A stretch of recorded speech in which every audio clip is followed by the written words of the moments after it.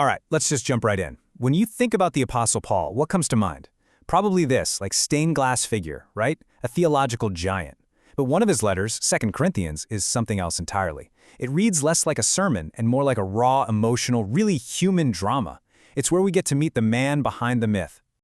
See, on one hand, you've got the popular image of Paul, this kind of stoic Superman who's always in control. But then you open up 2 Corinthians, and wow, you meet a totally different person. This Paul is a vulnerable pastor. He's deeply emotional, and he's a leader who's really struggling with being profoundly misunderstood by the very people he loves. And that's exactly why scholars like Dr. Adewuya call this letter the window into Paul's heart. It's widely seen as his most personal work, a place where he just unburdens himself, because his relationship with the church he founded in Corinth, well, it was at a breaking point. To really get what's going on in this letter, you have to understand the backstory. I mean, this thing wasn't written in a vacuum. It was born from this total roller coaster of a relationship between Paul and the Corinthian church, a community he felt this deep, almost fatherly connection to. I mean, just look at this timeline. The relationship was just this intense back and forth. You've got letters that aren't even in the Bible, delegations being sent from both sides, something called a painful visit that went horribly wrong, and even a sorrowful letter that Paul apparently wrote through tears. All of this tension, all of this hurt is the backdrop for 2 Corinthians. So what went so wrong? Well, while Paul was away, these rival apostles, or as he calls them, interlopers, showed up in Corinth.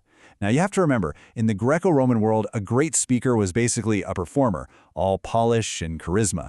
And these rivals, they fit that mold perfectly. And they started to systematically just dismantle Paul's reputation with a series of really cutting personal accusations. And the attacks were just vicious. They painted him as fickle and untrustworthy because he changed his travel plans. They mocked him for being, bold in his letters but weak and unimpressive when you met him in person. They even twisted his financial integrity, suggesting that his refusal to take their money was some kind of clever deception. And for the Corinthians, that stung the most.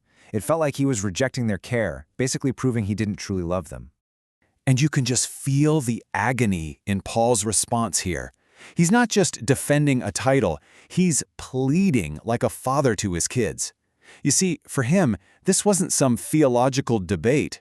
It was a deep, profound, personal betrayal.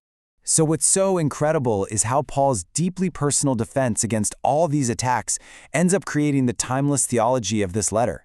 This conflict literally forced him to articulate some of the most profound truths of his faith.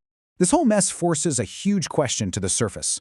What really defines an authentic ministry? Is it all about impressive speeches, worldly power, and prestige? The very things his opponents were flaunting? Or is it something else entirely? Paul's answer would turn their expectations completely upside down. So first, he centers everything on reconciliation.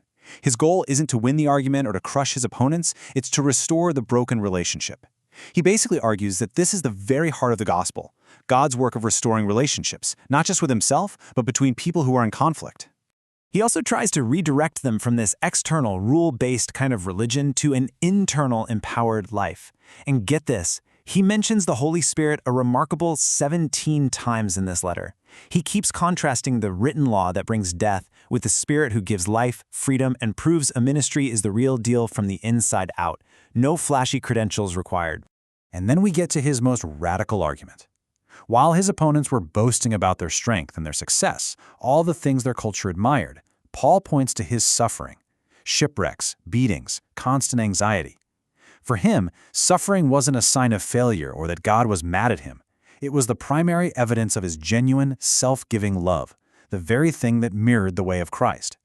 This all builds to the core message of the entire letter, this revolutionary new definition of power and leadership.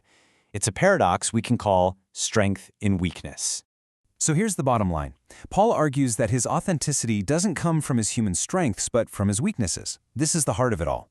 True ministry isn't measured by polish and prestige, but by a willingness to be vulnerable, to be broken for the good of other people. It's in that space of human limitation, he says, that divine power actually shows up most clearly. And that leaves us with a really challenging thought. In a world that, let's be honest, still values power and polished perfection, 2 Corinthians asks us to consider a totally different model. What if true strength? What if real authenticity and leadership? What if it's not about having all the answers, but about having the courage to show up with all your scars.